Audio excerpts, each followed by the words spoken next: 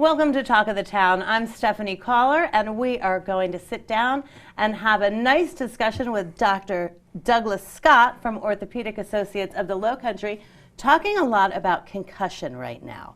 There's a new movie out by Will Smith called Concussion that's looking into the prolonged use of contact sports and the effect that that has.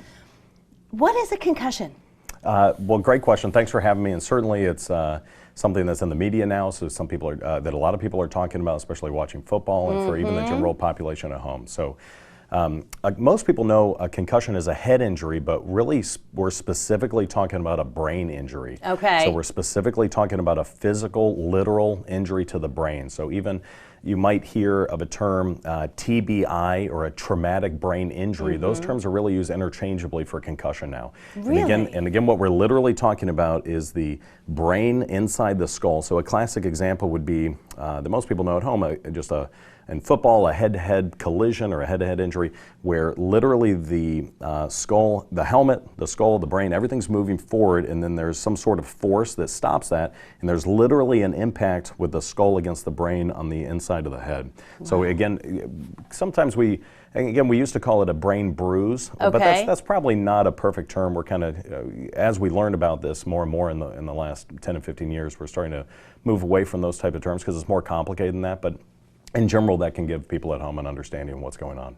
So I have a 10-year-old who is a diehard soccer player, and one of his buddies actually last year took a pretty hard hit and ended up with a concussion. Right. So as mothers of boys, in particularly those playing football, those on the soccer field, what do we look for after we see a hit that might look terrible to mommy on the sidelines? What kinds of things are we going to want to be aware of? Great question, and that's a great example, and that's probably the most important reason for me to do the talk and for people to remember the home is to learn about the signs and symptoms. So that's really what we've learned a lot about in the past 10 years, and it was a little challenging because a concussion is something, a head injury is something that there's not one specific test where we can say yes or no, this is a concussion. So that's different from a lot of things in medicine, especially with technology now.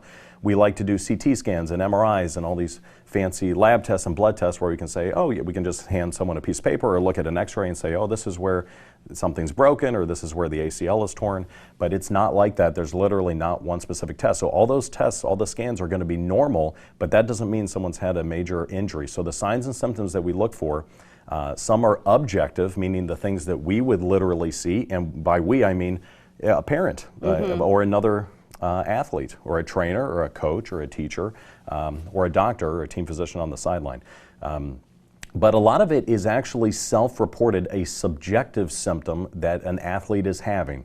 And that's really the key here, is to educate the public, which is why thanks for having me. It's important to do this kind of talk, to educate the population, because it's really about making sure that the athletes themselves understand the signs and symptoms to know what to report and what to describe to the appropriate person. So we're talking about a headache, a migraine, and there are probably over 50 types of signs and symptoms. So classically, most commonly, we would be talking about a headache, nausea, vomiting, seeing stars, loss of balance, loss of consciousness is a classic one that we always think about.